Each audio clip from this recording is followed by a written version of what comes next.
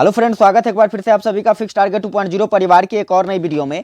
Friends, यदि आप Lalit Narayan Mithila university से 2022 में पार्ट 2 का एग्जाम दे रहे हैं और आज यानी कि 15 दिसंबर को जिस भी स्टूडेंट का प्रथम पाली में पेपर नंबर 4 का एग्जाम था उसके क्वेश्चन पेपर का हम लोग आज की वीडियो में रिव्यू करेंगे और यहाँ पर आपको जितने भी ऑब्जेक्टिव क्वेश्चन आपके एग्जाम में पूछे गए थे सभी का करेक्ट आंसर बताऊंगा। तो आप लोग यहाँ से मैच कर सकते हैं कि 10 क्वेश्चन जो आपसे पूछे गए थे उसमें आपके कितने सही हैं। आप हमें कॉमेंट करके जरूर बताइएगा कितना सही है कितना गलत है।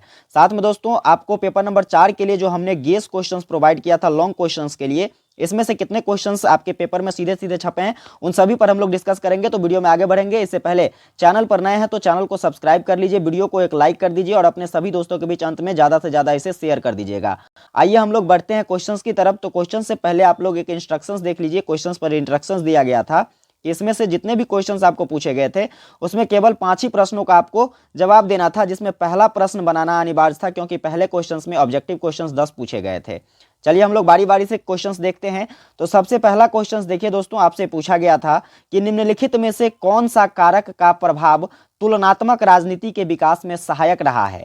ऑप्शंस यहां पर दिए गए हैं, व्यवहारिक आंदोलन, इसके बाद समाजशास्त्री कारक, इसके बाद दोस्तों गैर पश्चिम राष्ट्र का उदय और इसके बाद उपरोक्त सभी। तो इसका जो सही आंसर हो जाएगा ये हो जाएगा ऑप्शन नंबर डी, उपरोक्त सभी। चलिए दूसरा क्वेश्चन देखते हैं। दूसरा क्वेश्चन क्या पूछा गया था। तो दूसरा क्वेश्चन पूछा गया था दोस्तों, जीन बुलोंडेल ने किताब लिखी है the spirit of the laws या फिर an introduction to comparative politics या पॉलिटिक्स या इनमें से कोई नहीं। तो इसका जो सही आंसर हो जाएगा दोस्तों ये ऑप्शन नंबर बी हो जाएगा, an introduction to comparative politics. चलिए दूसरा नंबर अगला क्वेश्चन देखिए। तो तीसरा क्वेश्चन आपसे जो यहां पर पूछा गया था दोस्तों, क्वेश्चन है किसने कहा तुलनात्मक राजनीति संस्था एवं सरकारों के विविध प्रकारों का तुलनात्मक विश्लेषण है। तो यहां पर 4 ऑप्शंस दिए गए थे और यहां पर जो इसका सही आंसर हो जाएगा दोस्तों ये हो जाएगा एडवर्ड फ्रीमैन, यानी कि इसका पहला आंसर जो है ये सही हो जाएगा। चलिए आगे बढ़ते हैं। अगला क्वेश्चन देखिए, डी नंबर क्वेश्चंस में क्या पूछा गया था। क्वेश्चंस है कि पाश्चात्य राजनीतिक चिंतन में संविधानवाद का जनक किसे समझा जाता है। तो इसका जो सही आंसर हो जाएगा दोस्तों ये हो जाएगा ऑप्शन नंबर बी, अरस्तु को समझा जाता है। तो चलिए नेक्स्ट क्वेश्चंस देखिए। अगला क्वेश्चंस देखिए क्या पूछा गया था। क्वेश्चन है फ्रांस में मंत्री परिषद उत्तरदायी है सीनेट के प्रति या राष्ट्रीय सभा के प्रति या राष्ट्रपति के प्रति या जनता के प्रति। तो इसका जो सही आंसर हो जाएगा दोस्तों ये हो जाएगा ऑप्शन नंबर सी, राष्ट्रपति के प्रति। चलिए अगला देखिए। अगला क्वेश्चन क्या है। अगला क्वेश्चन आपसे पूछा गया था निम्नलिखित में कौन गलत है। तो यहाँ पर ऑप्शंस जो हैं, अमेरिकी सीनेट एक अस्थाई सदन है। इसके बाद दोस्तों कहता है अमेरिका के सीनेट में सभी इकाइयों का समान प्रतिनिधित्व प्राप्त है। इसके बाद देखिए अगला ऑप्शन जो है, अगला ऑप्शन है अमेरिकी सीनेट को सबसे शक्तिशाली द्वितीय सदन कहा जाता है। तो ये ऑप्शन तो बिल्कुल सही है दोस्तों। इसके बाद देखिए दूसरा नंबर जो पहला ऑप्शन है ये भी बिल्कुल सही है, अमेरिकी सीनेट एक अस्थाई सदन है।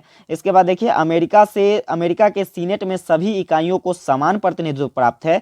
तो ये भी ऑप्शन सही है, यानी कि इसका जो सही आंसर हो जाएगा दोस्तों ये हो जाएगा ऑप्शन नंबर डी, उपरोक्त में कोई नहीं, यानी कि ये चौथा सही हो गया। चलिए आगे बढ़ते हैं। अगला क्वेश्चन देखिए। क्वेश्चन क्या कहता है। क्वेश्चन से ब्रिटेन में विधि का शासन का सबसे विस्तार से उल्लेख किया है, किसके द्वारा उल्लेख किया गया। तो इसका सही आंसर हो जाएगा ऑप्शन नंबर बी, डाइसी के द्वारा दोस्तों। चलिए आगे बढ़ते हैं। अगला क्वेश्चन देखिए आपसे क्या पूछा गया था। क्वेश्चन से किसने कहा दबाव समूह एक अज्ञात साम्राज्य है। तो इसका जो सही आंसर हो जाएगा ये हो जाएगा दोस्तों ऑप्शन नंबर फर्स्ट, फाइनर के द्वारा कहा गया। चलिए आगे बढ़ते हैं। अगला क्वेश्चन क्या कहता है। तो अगला नंबर क्वेश्चन कह रहा है निम्नलिखित में से कौन राजनीतिक समाजीकरण के साधन का अभिकरण है।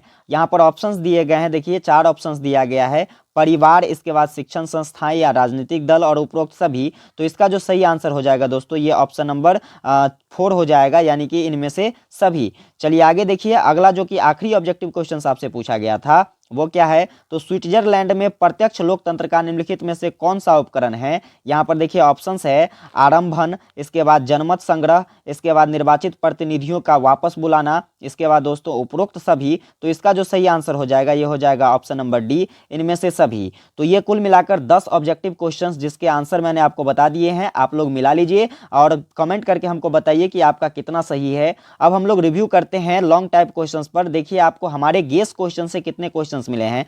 तो सबसे पहला ही क्वेश्चंस देखिए दोस्तों, हर गैस से हमारा जो पहला क्वेश्चन है ये मिलता आ रहा है। देखिए तुलनात्मक राजनीति से आप क्या समझते हैं, इसकी प्रकृति एवं क्षेत्र की विवेचना करें। आप वीडियो नहीं देखें तो आप वीडियो देख लीजिए और इसके बाद बताइएगा कि 100% जो है ये क्वेश्चंस हमारे गैस से मिला है कि नहीं। देखिए पहला नंबर क्वेश्चंस मिल गया। अब 3 क्वेश्चंस और भी आपको बनाने थे। तो यहां पर देखिए दूसरा नंबर क्वेश्चन जो आपसे पूछा गया था, तुलनात्मक राजनीति में व्यवस्था विश्लेषण संबंधी दृष्टिकोण का आलोचनात्मक परीक्षण दे। तो ये क्वेश्चंस मैंने आपको गेस नहीं किया था, लेकिन यहां पर देखिए ये क्वेश्चंस मैंने आपको गेस करके दिया था कि ब्रिटेन में कॉमन सभा के गठन, अधिकारों एवं कार्यों का वर्णन करें। ये क्वेश्चंस मैंने आपको बताया था कि इसको प्रिपेयर कर लीजिएगा, निश्चित पूछा जाएगा और ये क्वेश्चन सीधे सीधे आपके पेपर में छप गया। चलिए 2 क्वेश्चंस हो गए, तीसरे क्वेश्चंस पर चर्चा करते हैं। तीसरा क्वेश्चन, अमेरिकी राष्ट्रपति का चुनाव कैसे होता है, इसकी शक्तियों एवं स्थितियों पर प्रकाश डाले। मैंने ये क्वेश्चंस आपको नहीं बताया था, लेकिन ये क्वेश्चंस मैंने आपको बताया था। देखिए चीन के राजनीतिक व्यवस्था में साम्यवादी दल की भूमिका का आलोचनात्मक परीक्षण दे। तो यहाँ से देखिए 3 क्वेश्चंस आपके यहाँ पर कंप्लीट हो जाते हैं। चौथा क्वेश्चन देखिए, राजा कोई गलती नहीं कर सकता है, ब्रिटिश सम्राट के प्रसंग में इस कथन की समीक्षा करे। ये क्वेश्चंस भी मैंने आपको लगभग बताया था, मुझे ध्यान नहीं है, वैसे आप चेक कर लीजिएगा। लेकिन देखिए आगे 3 क्वेश्चंस तो यहां पर कंप्लीट हो चुके हैं। चौथा क्वेश्चंस यहां पर ये लीजिए, चौथा क्वेश्चंस आपका ये कंप्लीट हो गया। अमेरिकी दलीय व्यवस्था के प्रमुख विशेषताओं का उल्लेख करें। मैंने आपको गेस करके बताया था और यहां से ये भी क्वेश्चंस आपको बताया था, स्विट्जरलैंड में प्रत्यक्ष प्रजातंत्र के कार्यकरण की विवेचना करें। इसके बाद देखिए दोस्तों, ये भी क्वेश्चंस मैंने आपको बताया था कि इसे भी प्रिपेयर कर लेना है। राजनीतिक संस्कृति पर एक निबंध लिखिए। तो कुल 6 क्वेश्चंस जो है दोस्तों, 5 से 6 क्वेश्चंस आपके पेपर में सीधे सीधे छप गए हैं। मैंने 8 क्वेश्चंस आपको गेस करके दिया था, जिसमें से 5 से 6 क्वेश्चंस यहां पर मिल गए हैं, लेकिन आपको 4 ही क्वेश्चंस बनाना था। तो बताइए 100% क्वेश्चंस आपको हमारे गेस से मिल रहे हैं। तो जिस स्टूडेंट ने मेरे गेस को पढ़ा होगा वो निश्चित ही इस क्वेश्चंस को जरूर हल कर लिया होगा। उम्मीद करता हूं आपको ये वीडियो काफी ज्यादा हेल्पफुल लगी होगी। अगर वीडियो हेल्पफुल लगी होगी तो चैनल पर नए हैं तो चैनल को सब्सक्राइब कर लीजिए, वीडियो को एक लाइक करके सपोर्ट कीजिए भाई साहब, और ज्यादा से ज्यादा हमारे वीडियो को शेयर कर दीजिए ताकि सभी स्टूडेंट को हेल्प मिल सके। मिलते हैं आप लोगों से अगली वीडियो में, तब तक के लिए जय हिंद।